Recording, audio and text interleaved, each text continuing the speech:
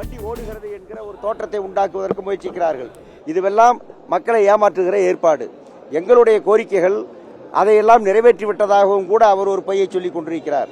அதுபோல ஒரு பெரிய உண்மைக்கு மாறான காரியம் எதுவும் கிடையாது. வரவுக்கும் செலவுக்குமான அந்த தொகை இதுவரைக்கும் அவர்கள் கொடுக்கவில்லை. 22ஆம் ஆண்டு ஏப்ரலிலேயே தொடங்கி இருக்க வேண்டிய தொகை இன்னும் கொடுக்கவில்லை. கொடுத்திருந்தால் இன்றைய கோரிக்கையே வந்திருக்காது. எல்லோருக்கும் ஓய்வு பெற்றவர்களுக்கு உடனே பென்ஷனை கொடுத்திருக்கலாம். டிஏ உயர்கிற போது உடனே சர்வீஸில் இருப்பவர்களுக்கு கொடுத்திருக்கலாம். 18 மாதங்களுக்கு பாக்கி இருந்திருக்காது. ஓய்வூதியர்களுக்கு கொடுத்திருக்கலாம். எல்லாமே சரியாயிருக்கும், முடிந்திருக்கும். டெர்மினல் பெனிஃபிட்டும் கொடுத்திருக்க முடியும். ஆகவே இன்றைக்கு இந்த அதை கொடுக்கலங்கிறது ஒன்று. 2, ஓய்வூதியர்களுடைய பஞ்சப்படி என்பதை அவர்கள் 8 ஆண்டுகளாக நிறுத்தி இருக்கிறார்கள் என்கிற உண்மையை ஏதோ இந்த முழு பூசணிக்காய் சோத்துல மறைக்கிற மாதிரி சொல்லாமல் இருந்தால் அது மக்களுக்கு தெரியாது என்று நினைக்கிறார்கள். எதையோ பேசுகிறார். ஆனால் இந்த 8 ஆண்டுகளாக கொடுக்காததுக்கான நியாயம் என்ன என்று நீங்கள் சொல்லுங்கள். நிதி சுமை என்பது காரணமாக இருக்கவே முடியாது. காரணம் இது எங்கள் பாக்கி, நீங்கள் தர வேண்டியது. ஆகவே இதை சொல்லக்கூடாது என்று சொல்லிக் கொண்டிருக்கிறோம். சர்வீஸில் இருக்கக்கூடியவர்கள் 2003க்கு பிறகு வேலைக்கு சேர்ந்தவர்கள், அவருடைய பழைய ஓய்வூதிய திட்டம் அமலாக்காமல் இருக்கிறது. காலி பணியிடம் பூர்த்தி பண்ணவில்லை. அதுக்கான நடவடிக்கை என்பது நடவடிக்கை என்று மாதக்கணக்காக காலம் கடத்தி கொண்டே இருக்கிறார்கள். இப்போது அதை முடித்து விட்டதை போல அவர் பேசிக் கொண்டிருக்கிறார். பிறகு ஏன் இங்கே ஆள் பற்றாக்குறை, பிறகு ஏன் நேற்று வரை 6000 பேருந்துகளுக்கு மேல் நின்று கொண்டிருந்தது? அதுதான் அந்த கேள்விக்கெல்லாம் அவரிடம் பதில் இல்லை. ஆனால் நிறைவேற்றி விட்டதாக சொல்லுகிறார். கருணை அடிப்படையில் வேலை கொடுக்க வேண்டியவர்களுக்கும் 2 டெப்போக்களில் கழகங்களில் மட்டும் சில பேருக்கு ஆர்டர் கொடுத்துவிட்டு மீதி பேர் அப்படியே தான் இருக்கிறார்கள். 13 ஆண்டுகளாக 14 ஆண்டுகளாக காத்திருப்பவர்களும் இப்போதும் அப்படியே தான் இருக்கிறார். அந்த கோரிக்கையிலும் எந்த முன்னேற்றமும் இல்லை. ஆகவே இந்த எல்லா கோரிக்கைகளிலும் எந்த முன்னேற்றமும் இல்லை. அவையெல்லாம் வேகப்படுத்த வேண்டிய நிலையில் தான் இருக்கின்றன என்பதும் தான் எங்கள் கோரிக்கையினுடைய தாற்பயம்.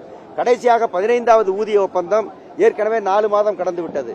இந்த 4 மாதம் கடந்ததனுடைய இதை இதற்கு யார் பொறுப்பு? நீங்கள் தான் பொறுப்பு. காரணம், கடந்த ஒப்பந்தம் 3 ஆண்டுகள் பேசப்படாமலே இருந்து நீடித்து கடைசியிலே பேசி இனிமேல் ஒப்பந்தத்தை 4 ஆண்டு ஆக்கிக் கொள்வோம் என்று சொல்லி ஓராண்டு அரியர்ஸை விட்டு விடுங்கள் என்று சொல்லி இப்படி சாராம்சத்தில் அதை 5 வருடம் ஆக்கிவிட்டீர்கள். அதே போல செய்யக்கூடிய ஒரு ஆபாயம் இருக்கிற காரணத்தினால்தான் உடனே பேச தொடங்குங்கள் என்று நாங்கள் சொல்லுகிறோம். அந்த பேச்சுவார்த்தையை உடனே தொடங்க வேண்டும். இதில் எதையும் அவர் ஏற்றுக்கொள்ளவில்லை, அமுல்படுத்தவில்லை. பொங்கலுக்கு பிறகுதான் என்று அவர் பேசிக் கொண்டிருக்கிறார். இதை நாங்கள் நானே வருகிறேன். அமைச்சர் தெரிவிச்சிருக்கார், போக்குவரத்து அமைச்சர் தொழிற்சங்கம் கூப்பிடுற இடத்துக்கு வரேன்னு சொல்றாரு அவரு. இது நீங்க ஏதாவது அழைப்பு எடுப்பீங்களா? அது ஜனங்களை ஏமாத்துற வேலை. போற பேச்சுவார்த்தைக்கு கூப்பிட வேண்டியது நிறுவனம், நிர்வாகம் தான். இந்த மாதிரி நீங்க ஏன் போராடுறீங்க வாங்கன்னு. அவர் தான் இந்த நிறுவனத்தினுடைய அதிபர். சொல்ல போனா அவர் தான் முதலாளி. அவர் தான் எங்களை கூப்பிடுவே தவிர நாங்க கூப்பிட்டா அவர் வர தயாருங்கிறது ஜனங்களை டைவர்ட் பண்ற வேலை. நாங்க ஏதோ வராம இருக்கிற மாதிரி இது ரொம்ப மோசமான வேலை. இப்ப நான் இப்ப சொல்றேன் பகிரங்கமா, இங்க எங்களை கூப்பிடுங்க, நாங்க வாரேன்னு சொல்றேன். கூப்பிடுங்க.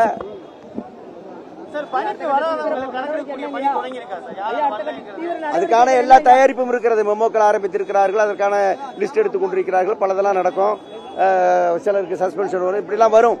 அது வரும்போது நாங்க சொல்லலையே, சொல்லல. உண்மை இல்லை. நீங்க பல இடங்கள்ல தமிழ்நாடு முழுவதும் நீங்க பல பேருந்து நிலையங்கள்ல மத்தல பாத்தீங்கன்னாக்கா பேருந்துகள் பாதி கூட பேருந்து நிலையங்கள்லயே கிடையாது. மக்கள் மந்தையாக நிற்கிற காட்சி சென்னையிலும் நீங்கள் பார்க்கலாம், கோயம்பேட்டில் பார்க்கலாம், மற்றதில் பார்க்கலாம். உதாரணத்துக்கு சொல்லுகிறேன், விழுப்புரத்திற்கு ஓட வேண்டிய 219 சர்வீஸ் மற்றதுல இன்னைக்கு 100 சர்வீஸ் கூட அவங்களால ஓட்ட முடியல. இப்ப நீங்க கோயம்பேட்டை போய் பார்க்கலாம். இதான் நிலவரம். ஆகவே சென்னையில ஒரு பஸ்ஸை எடுத்து அதையே 3 ரூட்ல மாத்தி ஓட்டி காட்டி ஓடுவதாக படம் காட்டுகிறார். நீங்க உன்னிப்பா கவனிச்சீங்கன்னா உங்களுக்கே அது தெரியும். அடுத்த கட்ட போராட்டம் இன்னைக்கு நீங்க முற்றுகை போராட்டத்தை பண்ணிட்டீங்க. அடுத்து உங்க போராட்டம் என்ன? நான் முடிவெடுப்போம் சார். அதெல்லாம் அப்படிலாம் சொல்ல முடியாது. அது சம்பந்தமா கூடி பேசி முடிவெடுப்போம். நீதிமன்றத்தில் வழக்கு நிலுவையில் இருந்தது, விசாரணைக்கு வந்திருக்குது. அதுல ஜனவரி மாசத்துக்கான அகவிலை பணியாளர் கொடுக்க சொல்லியிருக்காங்க. இந்த மாதிரி போராடுறது நீதிமன்றம் அப்படி கேள்வி எழுப்பவில்லை. நீதிமன்றம் அரசாங்கத்தை பார்த்துதான் கேள்வி கேட்கின்றது. இந்த மாதிரி பிரச்சனை இருக்கிறது, மாற்று ஏற்பாடு என்ன, நீங்க என்ன செஞ்சுக்கிட்டு இருக்கிறீங்க, இதெல்லாம் அரசாங்கத்திட்டம் கேட்டு விட்டு வாங்கன்னு தான் நீதியரசர் சொன்னாரு. இவங்க சட்டவிரோத வேலை நிறுத்தம் என்று சொன்னார்கள். கோர்ட் என்ன சொல்லிச்சுன்னா அதை பற்றி விவாதிப்பதற்கு இந்த கோர்ட் கூடவில்லை, அது கன்சலேஷன் ஆபீஸ் நடக்குது, அங்க போய் பேசுங்க சட்டவிரோதமா என்னங்கிறத இங்க அதையெல்லாம் பேசக்கூடாது என்று ஜட்ஜி சொல்லிட்டார். தொடர்ந்து போராட்டங்கள் கூடிய நடந்திருந்தா அது எந்த ஒரு தீர்வும் காணல. திமுக ஆட்சி அது அங்க கேட்கணும் சார். இதை தீர்த்து வைக்க வேண்டியவர்களிடம் நீங்க கேட்க வேண்டிய கேள்வி சார். தீர்த்து வைக்க வேண்டியவங்க நாங்க இல்ல சார், தீர்த்து வைக்க வேண்டியது கவர்மெண்ட். அங்க போய் கேளுங்க தீர்த்து வைக்கிறது சம்பந்தம். உங்களோட போராட்டத்தில இருந்து கோமுசா வந்து உங்க போராட்டத்துக்கு ஆதரவு தராம அரசுக்கு ஆதரவு தெரிவித்து விலகி நிற்கிறது. உங்களுக்கு ஆதரவு தராத நிலைப்பாடு எடுக்க வேண்டிய காரணம் என்ன? அவருடைய கட்சி விசுவாசம், அவருடைய அரசியல் விசுவாசம். நாங்க அரசியல் பண்றதாக சொல்றாங்க, உண்மையில தங்களுடைய கட்சி ஆட்சிக்காக அரசியல் காரணமாக இந்த கோரிக்கையை, அவர்களே போராடிய கோரிக்கையை விட்டு எதிர்த்து நிற்பது LPF இப்போது எடுத்திருக்கிற தவறான நடவடிக்கை.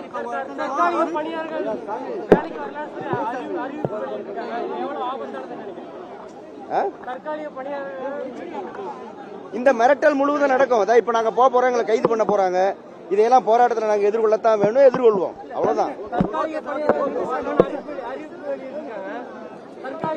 அதெல்லாம் எந்த பணியாளரோ சார் வரமாட்டேன்னு முடிவெடுத்தா வரமாட்டான் தான், அவன் வரமாட்டார், அது பாத்துக்கலாம்.